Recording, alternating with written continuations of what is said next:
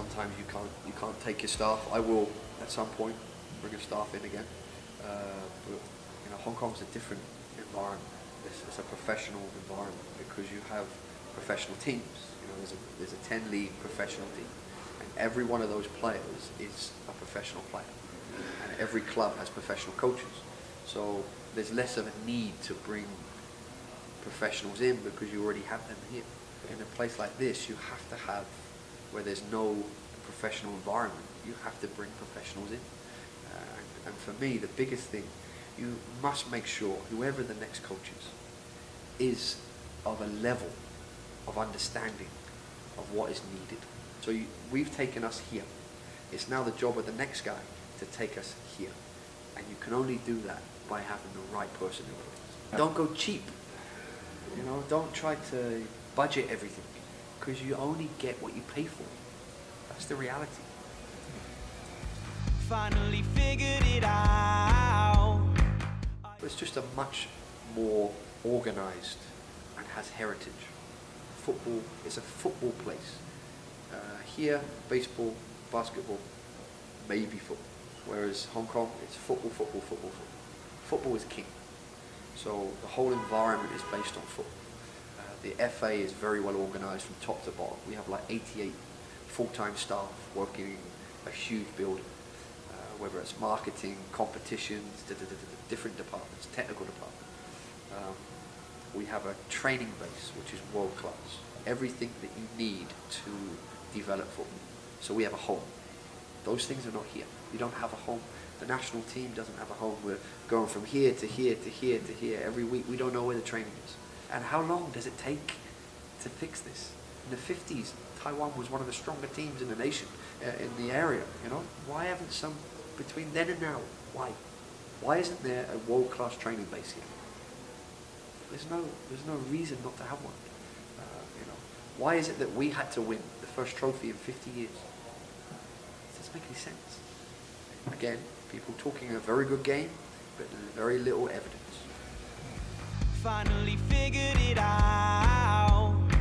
It has to be separate from the head coach, but it has to be on the same page. You can't have a Spanish technical director and a English head coach and they don't agree with philosophy and style of play. Now the head coach and the technical director should work together. Hong Kong are just about to hire a new technical director. So now it's a question of working together, working on the same page, because what that we do will affect what they do, and what they do will affect what we do. So there has to be a common style, a common philosophy about how the game should be played. So it should be a separate job. Smaller countries, developing countries, maybe you can get away with having the same person do it. But here, we have to think bigger. Finally figured it out.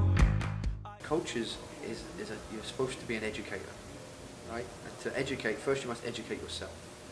People like Fan, who has worked with me for many years, many times since I was here. So he's the type of person, now he's a general secretary, but he's the type of person that you need because he's always thinking football.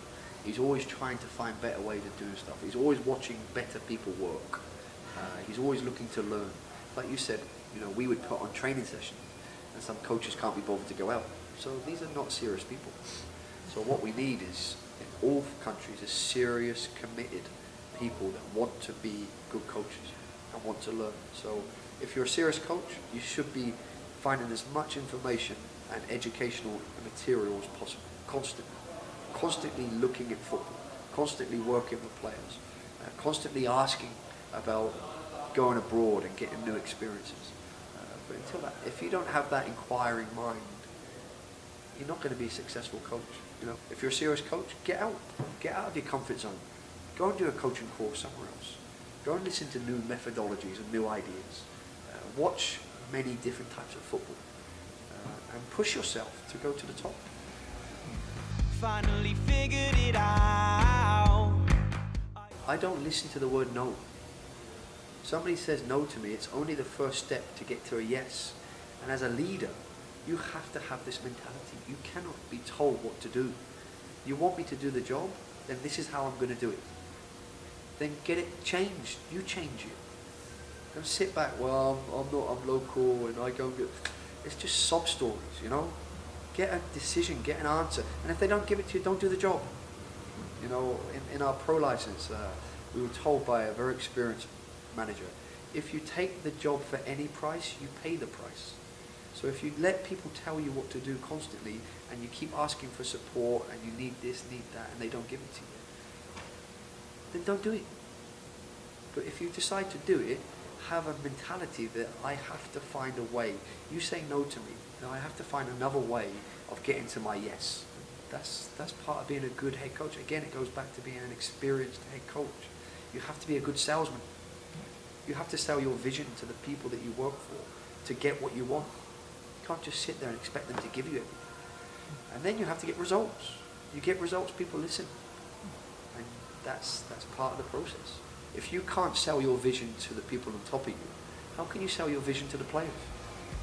Finally figured it out. Let's take Kenneth, my assistant now. He is about to do his pro license. Now he could take the easy option and do it in Hong Kong, do it in Taiwan, do it in Vietnam, do it in Thailand, where maybe the level isn't so good. But he is wanting to do it in Korea, Japan, Australia, these areas, because he knows that the information that he's going to get and the environment is a much higher level. So that would be my suggestion, is to go and find the right course. Don't just take it easy just to get the certificate to put on your wall, because there's no knowledge behind the certificate. Coaching courses are all similar, no? They all have certain criteria that you must hit, but the people delivering it are different. The environment is different. The people on the course are different. So you are learning from the different people that are on the course. If you only sit with the people that are the same as you and have the same background as you, how much are you going to get out of this? This is just being comfortable. So my advice to younger coaches, you must challenge yourself. Don't be comfortable. When you get comfortable, you get lazy. Finally figured it out. Well, with Pan, for example, he was sold because he could see we cared about him. And when you get that, they will follow you.